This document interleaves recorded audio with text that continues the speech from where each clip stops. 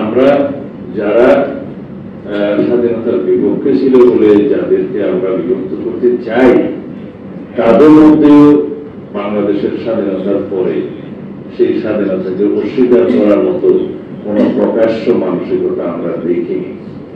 যারা হয়তো বাংলাদেশের স্বাধীনতাকে গ্রহণ করতে পারেনি, তাদের মধ্যে কিছু কিছু ভিন্ন চিন্তা থাকতে পারে, কিন্তু সেরকম দুঃসাহস বাংলাদেশে কেউ দেখায়নি যে বাংলাদেশের স্বাধীনতাকে অস্বীকার করার মতো কোন বিভক্তিমূলক বক্তব্য দিয়ে আজ পর্যন্ত আমরা দেখিনি।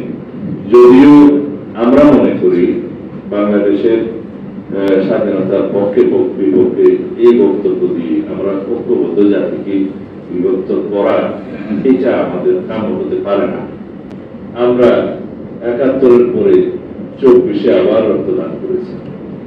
যেহেতু আমরা বিভক্তি দেখেছি, বিভিন্ন রাজনৈতিক উদ্দেশ্যে এই জাতিকে বিভক্ত করার মানসিকতা দেখেছি আমরা এখানে স্বাধীনতার পক্ষ বিপক্ষ বলে আমাদের মধ্যে বিভক্তি সৃষ্টি করা হয়েছে। স্বাধীনতার ৫০ বছর পরেও আমরা দেখেছি বাংলাদেশে মুক্তিযুদ্ধের চেতনা বলে যে বাণিজ্য হয়েছে, রাজনীতিকরণ হয়েছে, রাজনৈতিকভাবে বাণিজ্য হয়েছে চেতনা, এবং সেই চেতনা বিক্রি করতে করতে বাংলাদেশে এত বেশি বিভক্তি সৃষ্টি করা হয়েছে।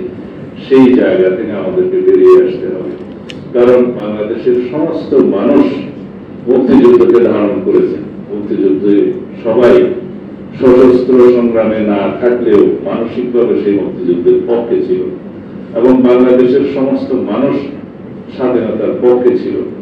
এটা আমরা কেউই এই ৫৪ বছর পরে স্বাধীনতার কামনা করতে পারি না।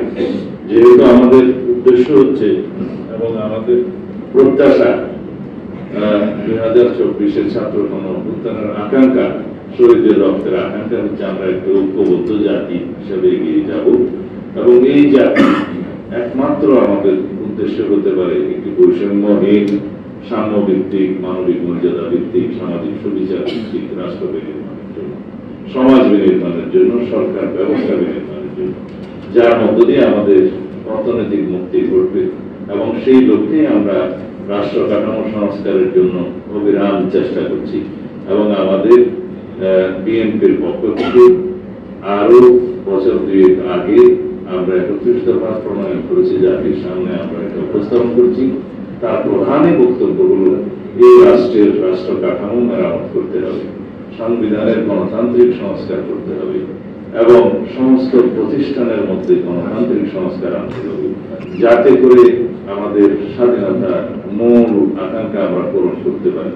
এবং সেই আকাঙ্ক্ষা হচ্ছে আমরা একটি বৈষম্যহীন, শক্তিশালী গণতান্ত্রিক রাষ্ট্র নির্মাণ করতে হবে।